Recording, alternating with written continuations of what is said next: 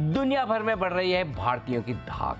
वैसे तो इसे साबित करने के लिए किसी सबूत की ज़रूरत है नहीं, लेकिन फिर भी अगर आप जानना ही चाहते हैं तो कुछ डेटा मैं आपको बताऊं और जाकर आप खुद देखें कि फॉर्च्यून 500 कंपनी की लिस्ट में किस तरह का एक्शन भारतीयों की तरफ से आपको दिखेगा। 10% से ज़्यादा सीईओ, यानी कि 500 में से 50 से ज़्यादा कंपनियां ऐसी है जो भारतीय मूल के सीईओ आपको मिलेंगे। लिस्ट बड़ी लंबी है।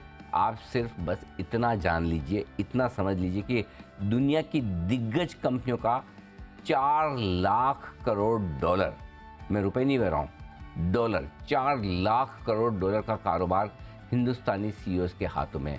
अमेरिका में 70% H-1B वीज़ा भारतीयों को जारी किया जाता है। अमेरिका और ब्रिटेन के अलावा दुनिया भर के कई हिस्सों में बढ़ रहा है भारत का प्रभाव। अब सवाल ये है कि भारतीयों के हाथों में दुनिया की दिग्गज कंपनियों की कमान है क्यों? ग्लोबल पॉलिटिक्स, यहाँ पर भी भारतीयों का दबदबा बढ़ रहा है। ग्लोबल ऑर्गेनाइजेशंस, यहाँ पर भी भारतीय छाए हुए हैं। हर जगह कैसे बढ़ रहा है भारतीयों का मूल वर्चस्व?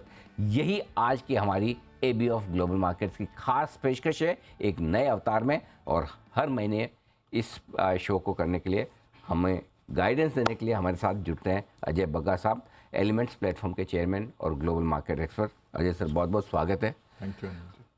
अजय सर बोलूं या बग्गा सर बोलूं, क्योंकि पिछले कुछ दिनों से बड़ा कन्फ्यूजन चल रहा है और उसी कन्फ्यूजन से ये शो का कॉन्सेप्ट आया दिमाग में। हमारे एक और जाने माने भारतीय मूल के अजय बंगा साहब हैं जी, जो पहले मास्टर कार्ड के सीईओ थे। अब उन्हें वर्ल्ड बैंक के प्रेसिडेंट के तौर पर खुद अमेरिका के राष्ट्रपति जो बाइडेन साहब ने नॉमिनेट किया है और बधाइयों का सिलसिला और तांता लग चुका अजय बग्गा साहब के लिए। और लोगों को, हमारे दर्शकों का प्यार है कि उन्हें लगा कि बग्गा साहब बनने जा रहे हैं वर्ल्ड बैंक के सीईओ। और सबसे बड़ी बात सर, आपको इस बात के लिए कॉम्प्लीमेंट देना चाहता हूँ, सब दर्शकों को लगता है कि आप उसके काबिल हैं, लायक हैं, और बधाई इसीलिए आ रही है। मेरे एक बहुत अच्छे फ्रेंड है, उन्होंने यही कहा जब मैंने कहा कि देखिए सोशल मीडिया पे इतना है, व्हाट्सएप पे इतना है, बोले कोई ऐसा नहीं कह रहा कि आप डिजर्व नहीं करते। तो ये एक आपके लिए कॉम्प्लीमेंट है। मैं बहुत ह्यूमिलिटी से हाथ जोड़ के सबका तहे दिल से शुक्रिया करता हूँ। बट मैं अजय बांगा नहीं हूँ। अजय बांगा जी हमारे साथी थे, आपने साथ में काम किया है? साथ में काम किया है। बहुत ही एक दिलचस्प आदमी है और बहुत, आई थिंक जो उनको डिफाइन करता है एम्पैथी और ह्यूमिलिटी, बहुत ही ग्राउंडेड पर्सन है और बहुत पॉपुलर थे। सिटी बैंक के दिनों में भी हमारे बहुत पॉपुलर थे। 1981 में IIM अहमदाबाद से उन्होंने MBA किया है, नेस्ले के लिए काम किया, फिर सिटी बैंक के लिए काम किया, फिर मास्टर कार्ड के CEO बने। और बहुत किस्से थे अनिल जी, क्योंकि 1994 में जब इन्होंने सिटी बैंक ज्वाइन किया तब हम इकट्ठे काम करते थे। मैं ब्रांच मैनेजर था यहाँ बॉम्बे मेन ब्रांच का, और पत्र तो एक दूसरे को बहुत आते रहते थे, ईमेल्स आ जाते थे। कभी मैं सोचा था मेरा ओहदा बहुत बढ़ गया कि ये जॉन रीड जो चेयरमैन थे उनकी कमिटी में मेरे को डेटा आ गया। तो बोला ये क्या चल रहा है, फिर पता लगा अजय बांगा का डेटा था। बट उसमें काफी हास्यजनक घटनाएं भी हुई। इनके बच्चे पढ़ते थे स्कूल में, उनकी फीस मेरे को डेबिट हो गई और 1996 में मेरी शादी हुई और देखा ये डेबिट आ रहा है। और मेरी वाइफ भी बैंक में थी, तो वो स्टेटमेंट निकाल रही थी, बोले ये किसके बच्चे हैं, कितनी शादियां हैं। तो और जब हमारी शादी भी हुई तो अजय बांगा और मेरी वाइफ को कॉमन मार्क करके लोगों ने कहा wish you very happy married life. तो इनकी पत्नी का नाम रितु था, वो भी आर बांगा थी, मेरी वाइफ आर बग्गा। तो बहुत उसमें दिलचस्प कहानियां, बड़ा कन्फ्यूजन वाला मामला। जी, एक चीज़ बताएं सर, आज वो मास्टर कार्ड के सीईओ रहे लंबे समय तक और अब नॉमिनेट हुए हैं वर्ल्ड बैंक के प्रेसिडेंट को। क्या खास क्वालिटी आपने बंगा साहब में देखी जिसकी वजह से वो यहाँ पहुँचे? देखिए, एक बारी मैंने उनसे सीधा पूछा भी था कि अब मिलते थे, जब भी हिंदुस्तान आते हैं हम ज़रूर मिलते हैं, कोशिश रहती है पुराने सब लोग मिलें। आज जैसे कल शाम को एक न्योता आया जयरी राव साहब जो हमारे सिटी बैंक के हेड थे, हाँ एम्फेसिस जिन्होंने बनाया, पहले हमारे सिटी बैंक के कंट्री हेड थे, उनके साथ काम शुरू किया मैंने। आज वो शाम को ब्रिज कैंडी ऑडिटोरियम में महात्मा गांधी पे वक्तव्य दे रहे हैं, किताबें लिखते हैं। मेरे ख्याल से नई किताब भी उनकी आज जारी हो रही है। तो इस तरह से पुराने लोग मिल जाते हैं। बांगा साहब से मैंने एक बार पूछा था कि आपका एक चीज बताए, अगर आपको किसी को बोलना है जो शुरुआत कर रहे हैं तो क्या आप बोलेंगे? कहते हैं अगर सीईओ बनना है तो ये वर्क लाइफ बैलेंस, ये जो वॉक सब बोलते हैं, ये चीज़ें, इसको थोड़ा किनारे रखना पड़ेगा। क्या मैंने अच्छा। एक वीकेंड नहीं मिस किया मैं, और इसका जो सीक्रेट क्या है, काम को ही अपना पैशन बना लो, कि काम से ही इतना प्यार हो जाए कि लगे ही नहीं काम है, और फिर आप 24 घंटे उसी में लगे हुए हैं। ये नहीं है कि फैमिली को आप नज़रअंदाज कर रहे हैं, उनको क्वालिटी टाइम दीजिए, बट अगर आपको टॉप पे पहुंचना है तो काम तो करना पड़ेगा और उस काम से लगाव रखना तो पड़ेगा। क्या सर ये दुनिया भर में जो भारतीय छाए हुए हैं विदेशी कंपनियों के, फॉर्च्यून 500 कंपनियों के एकदम टॉप पोस्ट पे बैठे हैं, स्पेशली टॉप 10 कंपनियों में, क्या ये एक बड़ी क्वालिटी है भारतीयों की कि मेहनत करने से घबराते नहीं हैं और ज़रूरत पड़ने पर अपना पर्सनल समय भी ऑर्गेनाइजेशन के लिए देते हैं? क्या ये एक बड़ी क्वालिटी जो हमें दूसरों से अलग करती है? बहुत सारे, देखिए मैं भी ये नंबर्स कल देख रहा था आपके इस शो के लिए प्रिपेयर करने के लिए। 8 से 10 लोगों को मैं पर्सनली जानता हूँ और सबको मैंने देखा बहुत हार्ड वर्किंग है, बहुत ज़बरदस्त हार्ड वर्किंग। अब अंशु जैन जो अभी नहीं रहे, डॉइच बैंक के ग्लोबल हेड थे, उनको बहुत नज़दीक से देखा मैंने। अच्छा। और पहले भी एक बार मुझे याद है लंदन में था मैं जब फंड चलाता था, और उनका लड़का कोचिंग करता था लॉर्ड्स में, तो एक निजी दोस्त थे साथ में, एक फाइनेंशियल सर्कल तो बहुत छोटे हैं, तो एक आधा दिन बिताने को मिला था उनके साथ जब उनके लड़का कोचिंग कर रहा था। यही दिखा कि ऑलवेज ऑन है, उनका स्विच ऑलवेज ऑन है। और ये सत्य नडेला ने जो अपनी किताब लिखी अनिल जी, बहुत अच्छा उसमें कोट बोला, वो गांधी जी का कोट बोलते हैं, मुझे पता नहीं गांधी जी का है कि सत्य नडेला का है, बट कोट मुझे बहुत पसंद आया। Live life as if it is the last day oh. And learn in life as if you are infinitely going to live. कि हर वक्त सीखते रहिए और काम ऐसा करिए अर्जेंसी के साथ। एक और मुझे याद आ रहे थे, अशोक दत्त थे हमारे, जिन्होंने क्रेडिट कार्ड बिजनेस, और भारत में इतना बड़ा 50% सिटी बैंक का मार्केट शेयर था जब अशोक दत्त चलाते थे। कल सिटी बैंक का कंज्यूमर बिजनेस बिक गया। हम सब बहुत इमोशनल थे जिन्होंने अपनी बारी शुरुआत की थी। जय राव से भी मैं बात कर रहा था रात में। तो अशोक दत्त जो कहते थे कि अर्जेंसी से काम करो, ये टाइम नहीं है हमारे पास। और भारत, वो अमेरिका छोड़ के आए थे, केमिकल इंजीनियर थे, फिर अमेरिका में एमएस करके आए, और 1980 में भारत लौट के आए थे, और फिर उन्होंने जय राव के साथ शुरुआत की इसकी। राणा तलवार आए लौट के सऊदी अरेबिया से। अब देखिए जिस तरह से इन लोगों ने उस टाइम पे हमें सिखाया कि एक तो एजुकेशन तो तय है अनिल जी, एजुकेशन तो सब बहुत माहिर हैं। आप सत्य नडेला देखिए, सुंदर पिचाई देखिए, कोई भी देखिए, सब टॉप क्लास एजुकेशन वाले हैं। और ये भारतीय मूल के लोग, अगर आप देखें 79% अमेरिका में ग्रेजुएट हैं, आम अमेरिकन 40% है। और तनख्वाह हमारी इसलिए 2x है। आम अमेरिकन की तनख्वाह $60,000 है, भारतीय की $130,000 है अमेरिका में, क्योंकि ज्यादा पढ़ते हैं, ज्यादा काम करते हैं, और ये अर्जेंसी जो सिखाई, ये बहुत। अच्छा, एक और चीज़ सर, क्या हमारा एजुकेशन सिस्टम और हमारी फैमिली में जो मॉरल वैल्यूज़ हमें सिखाई जाती है आमतौर पर, जो फैमिली वाली फीलिंग बाहर के पश्चिमी देशों में कम है, राइट? वो बच्चों को इंडिपेंडेंट करना ये ज़्यादा जानते समझते हैं। हमारे यहाँ थोड़ा HUF, फिर खुद की फैमिली जॉइंट हो, ये सारे जो प्लस जो वैल्यूज़ है, क्या ये भी कहीं न कहीं डिफ्रेंशिएट करती है आगे बढ़ने के लिए? मैं आपको एक स्मॉल एग्जांपल दूंगा, कोई ये ना सोचे मैं रेसिस्ट हो रहा हूँ या किसी देश के बारे में बोल रहा हूँ। मैंने 24/7 पहला फ़ोन बैंकिंग सेंटर की टीम में मैं था। मैंने कहूँगा मैंने लगाया, मैं एक बड़ा हिस्सा था और मेरे लीडर थे। मैं गया सिंगापुर अनिल जी, जर्मनी गया, ऑस्ट्रेलिया गया, उनको सिखाने के भारत जैसे देश में कैसे लगाया। 100 फ़ोन लाने ही बहुत मुश्किल होते थे, 100 लाइंस आ जाने। और उस वक्त में हमने सिटी फ़ोन बैंकिंग बनाई। सिंगापुर में जो जिनको मैं ट्रेनिंग दे रहा था, मतलब किसी का कार्ड गुम गया, आप क्या करेंगे? बोले कार्ड नंबर चाहिए। बोला लोग कार्ड नंबर लिख के रखते नहीं है, आपको नाम से देखना है। नहीं, मैनुअल ये नहीं कहती, कैन नॉट डू ला, खत्म।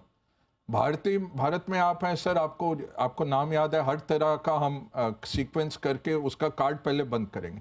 जर्मनी में गए, यूनियन ने आके कहा सैटरडे संडे हम काम नहीं करेंगे। अच्छा। तो 24/7 आप कैसे चलाएंगे?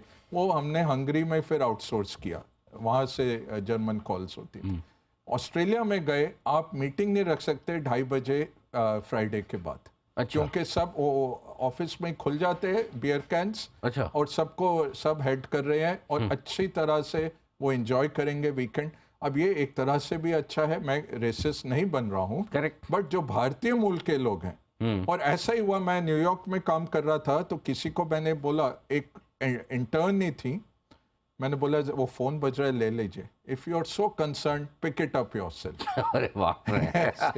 तो ये बहुत, जो हमारा अथॉरिटी है, जो हम हायरार्की है, हलीमियत जो है हमारे में, वो बहुत हेल्प करती है कंपनीज में। इसके साथ हमारी फ्लेक्सिबिलिटी है।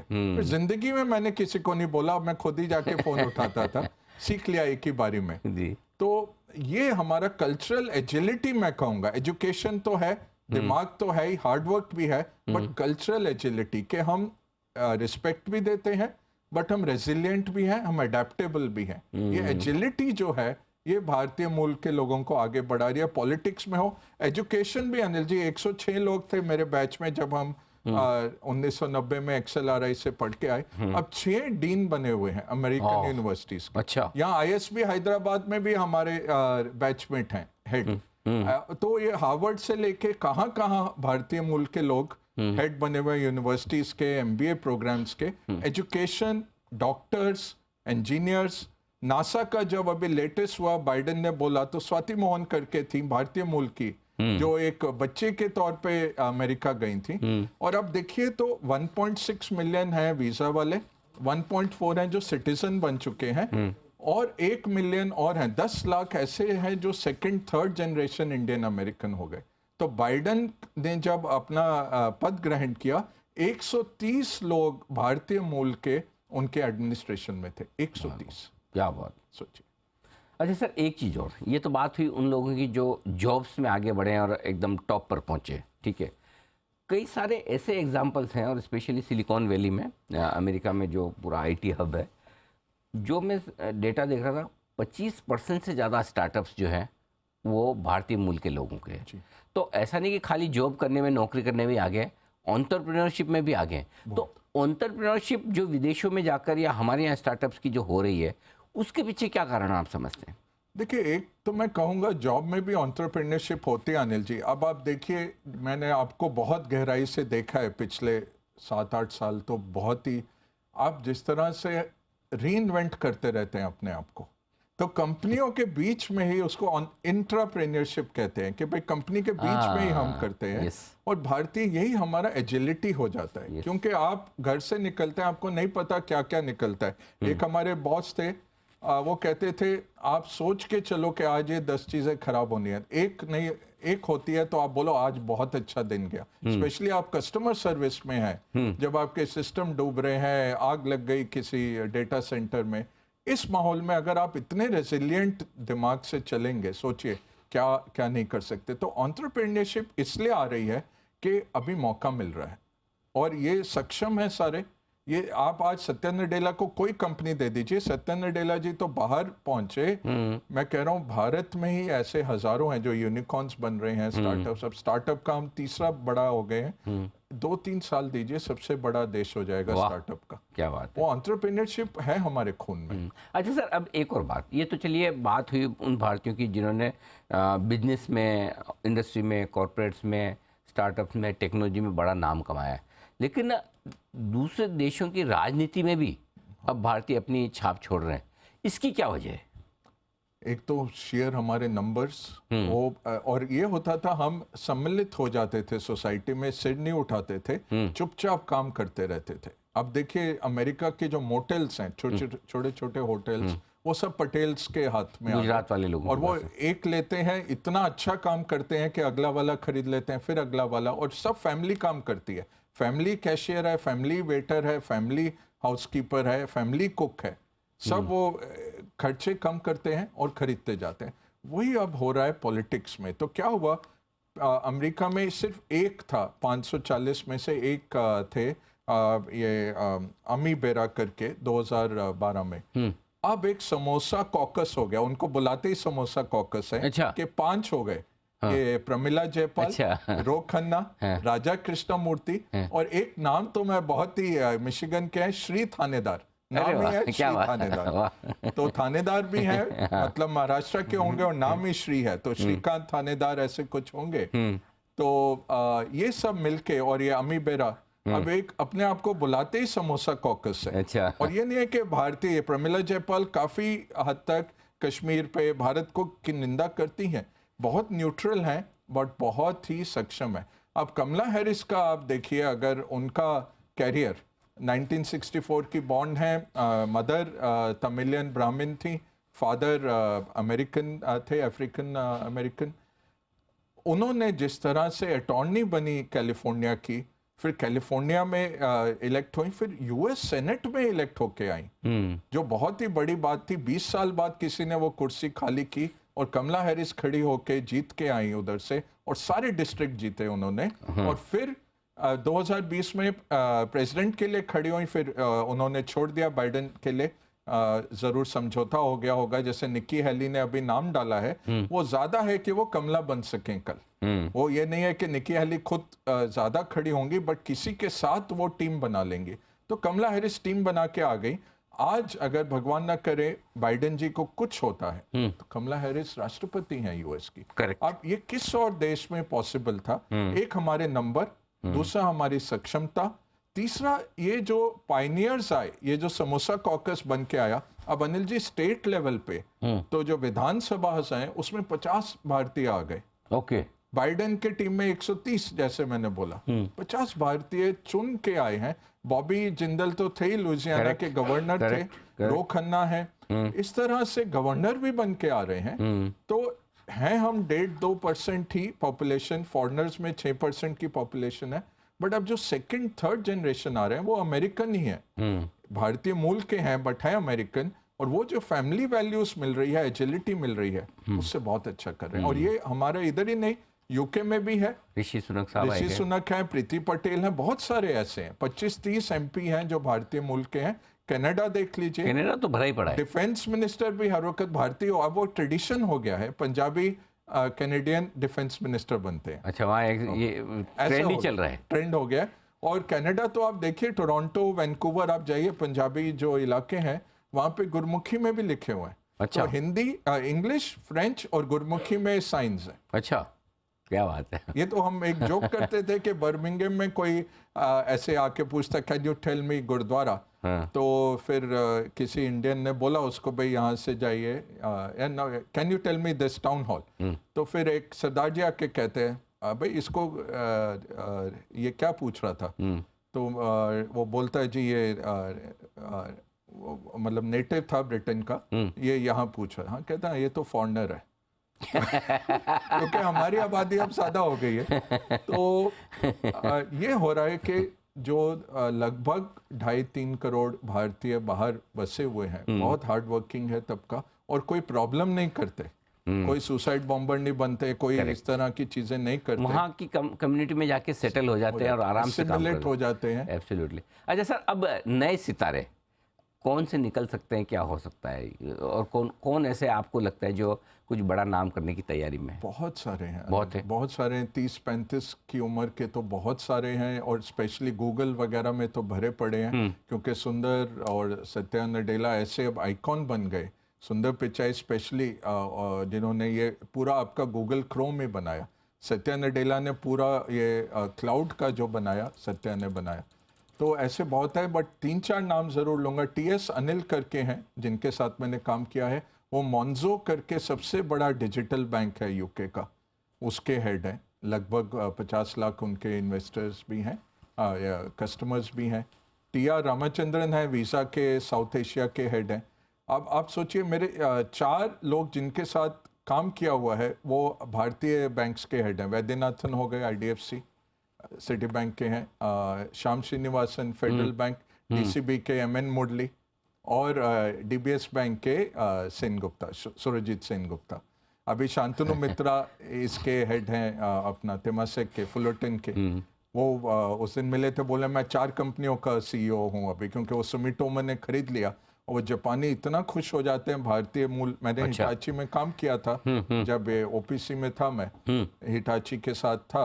वो इतने खुश हो जाते हैं भारतीयों को देख के कि उनको अभी 4 चेयरमैनशिप दे दी हैं। तो बहुत सारे ऐसे लोग हैं अनिल जी, स्पेशली सॉफ्टवेयर में और बैंकिंग में, एजुकेशन में बहुत है। अच्छा सर, अब ये बताएं कि जो लोग हमारा शो देख रहे हैं, स्पेशली यूथ, जो नई जनरेशन है, जिनके सामने पूरा लंबा करियर अभी भी पड़ा है, उनके लिए क्या लर्निंग्स है, क्या लेसन है, वो समझाइए। बहुत सुनहरा भविष्य है, इसको गवाए नहीं, काम करना चाहिए और अर्जेंसी से काम करिए। और टाइम नहीं है, किसी के पास टाइम नहीं है। प्रोक्रेस्टिनेशन बिल्कुल मत करिए, कल को मत टालिए। जो काम अभी हो सकता है अभी करिए, आज हो सकता है आज करिए। और जितनी आप अपना स्किल्स बढ़ा सकते हैं, लर्निंग बढ़ा सकते हैं, एजुकेशन ज़रूर लीजिए। जो मुझे मिलता है, सब कहते हैं मैं स्टार्टअप कर रहा हूँ, स्टार्टअप बहुत अच्छा है, बट एक MBA ज़रूर कर डालो, चाहे शाम को ही कर डालो, क्योंकि वो जो आपको फॉर्मल लर्निंग आएगी, 40 तरह की चीज़ें आपको। आप जैसे CA है अनिल जी, CA में आप बहुत डीप जाते हैं फाइनेंस में, बट उनका प्रेजेंटेशन स्किल्स इतना अच्छा नहीं है। MBA क्या है, इतना डीप नहीं जाते, बट वाइड हो जाता है। और प्रेजेंटेशन, क्योंकि आपको 200-300 प्रेजेंटेशन ऐसे खतरनाक अपने क्लास में करना पड़ता है कि वो रगड़ाई होके, तो कम्युनिकेशन बहुत इंपॉर्टेंट है। Skill development, communication, urgency, agility. ये दुनिया बहुत बदल रही है, नौकरियां होंगी नहीं, या असाइनमेंट्स आएंगी या प्रोजेक्ट्स आएंगे। लाइफ लॉन्ग एम्प्लॉयमेंट जो हमारे टाइम की थी वो कंपनियां नहीं दे पाएंगी, वो असाइनमेंट या प्रोजेक्ट देंगे। तो फ्रीलांस का दिमाग रखिए, बट लॉयल्टी रखिए लाइफ लॉन्ग एम्प्लॉय की। लॉयल्टी ज़रूर रखिए, क्योंकि वही फ्रेंड काम आएंगे जब आप ऊपर जाते हैं, जो आपके साथ थे। जब नीचे लौट के आना पड़ता है समिट से, वही लोग मिलेंगे और वही आपके साथ रहेंगे। तो वो नेटवर्क बहुत इंपॉर्टेंट है। किसी को रब मत करिए रॉन्ग वे। बुरा मैसेज भी देना है तो बना के रखिए ज़रूर। ये बात सही है। तो बहुत सारी क्वालिटीज़ इंटरेस्टिंग बताई आपने। अर्जेंसी के साथ काम करें, कम्युनिकेशन स्किल्स आपकी बेहतरीन होनी चाहिए, एजिलिटी रखें, और जिनके साथ आप, जिन एम्प्लॉयर्स के साथ काम करें, उनके साथ लॉयल्टी रखें। और उसके अलावा जो क्वालिटीज़ हैं, जो आपने पहले कहा, हार्ड वर्किंग होना ज़रूरी है, और मॉरल और फैमिली वैल्यूज़। बहुत, मॉरलिटी बहुत इंपॉर्टेंट है। नहीं तो जेल जाना ही पड़ता है, तो पकड़ा ही जाता है रोज़। तो इस तरह से गलत तरीके से पैसा बनाना मत सोचिए, ठीक तरीके से सोचिए। बहुत ही अपॉर्चुनिटीज़ हैं। हम बहुत लकी थे अनिल जी, हमारी जनरेशन, आप भी 2-3 साल बाद ही मेरे साथ ज्वाइन किए। हमारी जनरेशन, मनमोहन सिंह के बाद जो बिग बैंग रिफॉर्म्स हुए भारत के, हम तो बहुत ही लकी जनरेशन थे। जो मैंने जब सिटी बैंक ज्वाइन किया, 55,000 सालाना सैलरी थी, और वो टॉप सैलरी थी MBA स्कूल्स की, डे 1 की। उसके 2-3 साल बाद मैकेंजी वगैरह आए, उन्होंने फिर 4-5 लाख कर दी, और वो सैलरी बढ़ी नहीं 2-3 साल के लिए, क्योंकि लैटिन अमेरिकन क्राइसिस आ गया था। बट उसके बाद जो हमने देखा पिछले 20 साल में, वो that growth, our generation was very lucky. ये जनरेशन बहुत लकी है कि इतना इनोवेशन हो रहा है, एवरीथिंग इज चेंजिंग, अपॉर्चुनिटीज़ बहुत है। कोई भी हार्डवर्क कर ले और दिमाग वाला कोई भी हो, बहुत सक्सेसफुल होने के बहुत सारे आपकी प्रोबेबिलिटी है। बिल्कुल ठीक बात है। तो बहुत कुछ सीखने को है आपके, हमारे सबके लिए, और जो बग्गा साहब ने आज आपको इस special show ABF global market के नए अवतार में बताएं, सिखाएं। आप सब लोग को कैसा शो लगा ये ज़रूर ट्वीट करके बताइए, और प्लस इसी तरह के कोई और मुद्दे पर आप बग्गा साहब को सुनना चाहते हैं, या आप चाहते हैं कि हम उस पर शो करें, तो वो भी प्लीज़ लिखिएगा। आई एम श्योर बग्गा साहब, ढेर सारे हमारे देश के युवा जो हैं, उन्हें आपके ये पूरा आज जो आपने गाइडेंस दिया, वो उन्हें बहुत प्रेरित करेगा ज़िंदगी में कहीं न कहीं आगे बढ़ने। और अनिल जी, मैं एक बात ज़रूर कहना चाहूँगा, पूरा इसका श्रेय मैं आपको दूंगा। ये नहीं कि मैं आपके मुंह पे बोल रहा हूँ, क्योंकि मैं 1-2 मिनट बोलना होता है तो ठीक था, मुझे पूरा शो इस पे करना, मैं थोड़ा बौखला गया था जब आपने कहा। बट ये बहुत अच्छी तरह से आपने मेरा हैंड होल्डिंग करके सब पॉइंट्स निकलवा दिए। नहीं सर, हम चाहते हैं कि रोज़ का खरीदना बेचना, बाय सेल, ऊपर नीचे आगे पीछे, ये तो चलता रहेगा। कुछ ज़िंदगी के ऐसे लेसन्स भी हैं जो हमें सीखने चाहिए, और आपसे बढ़िया कौन हो सकता है। तो बहुत बहुत धन्यवाद सर समय देने के लिए। आपने काफ़ी मेहनत भी की इस शो के लिए, काफ़ी तैयारी भी की। Thank you so much sir. इस खास शो में आज के लिए इतना ही। मुझे दीजिए इजाज़त, बने रहिए हमारे साथ। नमस्कार।